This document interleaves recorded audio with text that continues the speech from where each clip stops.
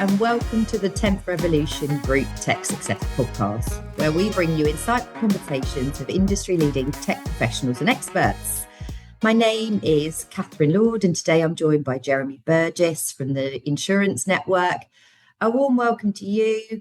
Would you like to let our listeners know a little bit more about you, the networking group, and your visions and goals? Well, Katherine, thanks ever so much for inviting me onto your podcast. Yeah, absolutely. So my name is Jeremy Burgess. I run the Insurance Network, and that essentially is a bunch of meetings and conferences for senior director level people in the insurance sector, so insurers and brokers. And we've kind of specialized in tech, operations and claims as well, in the Lloyd's London market and also the GI sector. So that's kind of my expertise. And today, funnily enough, on my LinkedIn, it said happy 21st anniversary of your work. And I didn't know whether to be depressed about that or quite happy. But anyway, so I've been doing it a little while. So there we go. No, I feel like it's an achievement in itself. I've been in recruitment for 25 years now, and it's just scary how the years fly. I know. Okay, so just leading on to sort of our first question. I know you're currently working up to kind of a large scale conference, aren't you? And there must be a lot of research that goes into that and surveys prior to the event. So when you're looking across sort of survey responses as a whole, what do they tell you about the London market's attitude to AI and digital transformation and how it's changing and evolving right now? Yeah, that's good. Yeah, so you're right. Question. We've got our TinTech London Market conference coming up soon, and as part of that, we run a survey with attendees to find out kind of what's top of their agenda, what their key challenges are, but also what they're looking for tech and operations to kind of what the opportunities are, I guess. And I guess it's interesting this year because obviously there is a focus around data and AI. I mean, you cannot avoid those types of conversations. And you haven't been able to for a while. I think what's shifted this year is that there's a real move from kind of theory into practice. Yeah. So over the last couple of years, there's been a lot of talk and maybe quite a lot of hype around AI, its opportunities and what it can be used for.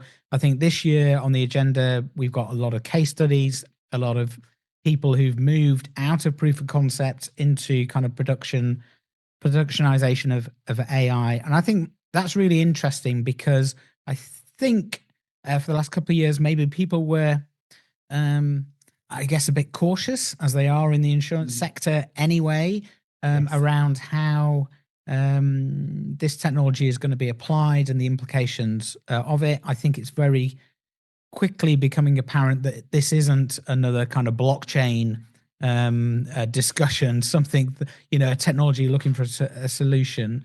It's a game changer. One of the interesting quotes from the survey: AI is just another tool. It's just a game-changing one. And I think that kind of sums up where people are. So I think there's a lot of opportunity. So I'm looking forward to the event. I think it's going to be exciting to see where people are at and how they see these technologies impacting the London market kind of going forward. Yeah, no, really interesting. And was there specific areas of AI where they felt that was going to be the game changer within their kind of insurance business? So I think that we're on a to use a Strictly Come Dancing term, on a journey here.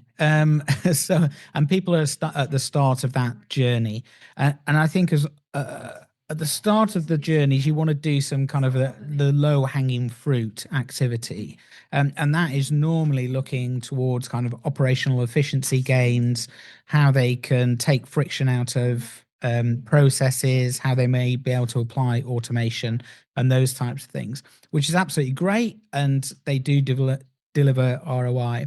I think actually when you talk about game changing, I think you then need to look at the next iteration. So you're looking at the way that AI is going to be adopted in underwriting and claims, how the agentic AI models are going to be used to not replace humans, but or kind of work alongside them in order to find not only productivity gains, but also spot the opportunities in order to drive up service, and in underwriting, hopefully find new products and services and new markets in order to achieve growth and profitability. So I think, there are stages to this right now. I think we're in at the kind of operational end of things, the efficiency side of things. As we move into the next phase, it's going to be around how we adopt these technologies to really fundamentally change the operating model and enhance growth, profitability, and, as I say, kind of the markets that we operate in currently. Yeah, so I suppose a lot of it is to do with gaining confidence, isn't it? 12 months ago, if I put something into one of the AI tools I use, sometimes it would spit out different responses. Some of that still happens if you kind of phrase a question very slightly differently, but this is changing, isn't it? And I feel like when there's one, practical user case where it's really working and it's really made an impact, I think then everybody kind of gets a lot more confidence in the whole process, don't they? Yeah, I think so. I think it's confidence and education. So, where can those tools be applied at the moment, and where are people finding success? Yes. And I think what then are the foundations upon which that success is built? And looking at the survey results and the research that we do, you can strongly suggest that is then the data foundations that upon which these models work essentially. Yes, So I I can think imagine. if you look at what people are doing, where people are kind of allocating resources, whether that be financial or people, it's looking at their data strategy, trying to work out what is that kind of North Star, where do we want to get to, and then what are the data foundations we need to put in place in order to get to that point. And what I like about your observation is that this isn't around technology on its own, it's around people and traditional processes and how you change those going forward. And quite often the conversations we have, even though Tintech's a technology conference, is around how do you kind of have that change management that makes sure the initiatives that you put in place really do stick and return a return on investment, but also deliver the capabilities in order for you to compete in the future. So it's really Absolutely. interesting. I know that we've hired a lot in the last 2 years within the insurance sector, and the majority of those have been kind of data SMEs, I suppose, and project teams as well. And we align with a lot of the main kind of data sort of products, etc. And I think there would be people that are using Salesforce or CRMs, there's people using sort of Databricks or Snowflake, etc. And I just feel like the real focus for the insurance sector was very much on their data. But then I think that's quite similar across the board, to be honest.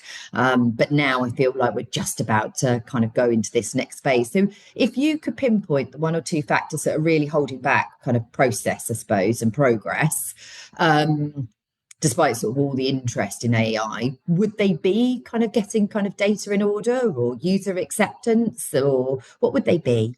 Yeah, I think you've probably nailed them there. So data, absolutely, it needs to be put into a proper strategy. I think it's been done piecemeal and in silos traditionally, especially in the London market. I think you can add on to that the kind of legacy technology estates that people have. I think they're probably not fit for purpose, if I'm going to be really critical Brutal. of them. And that is not an easy fix. Either you build or you buy, and it's a significant investment and a massive risk as well. So that needs a lot of thought.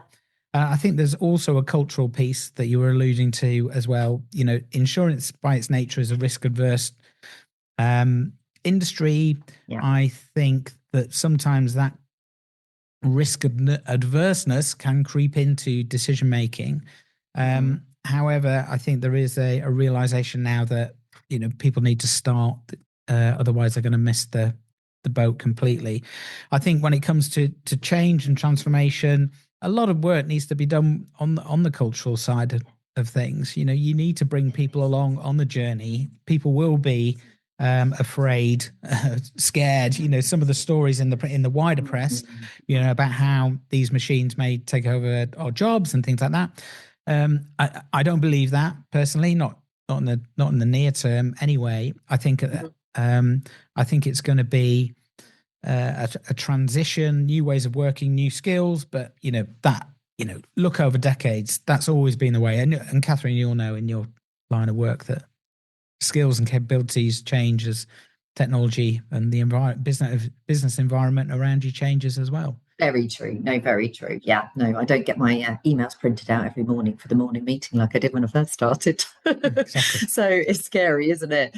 Yeah, there's been a lot of progression. I can definitely back that up. So I suppose final thing, did you want to give a quick plug to your event next week? Yeah, of course. So it's Tintec London Market. So as I say, it's a technology conference, but it's not a techie event. So we look at everything to do with technology, change, innovation, data, automation, so all those types of topics. And if anybody wants to come along, I'm sure they can Google it and find the agenda there. Brilliant. Thank you so much for your time. Thanks for adding more info to the story. And it'll be interesting to see what happens in the next 12 months, won't it? Yeah, Appreciate definitely. your time, Jeremy. Thanks very much for inviting me on.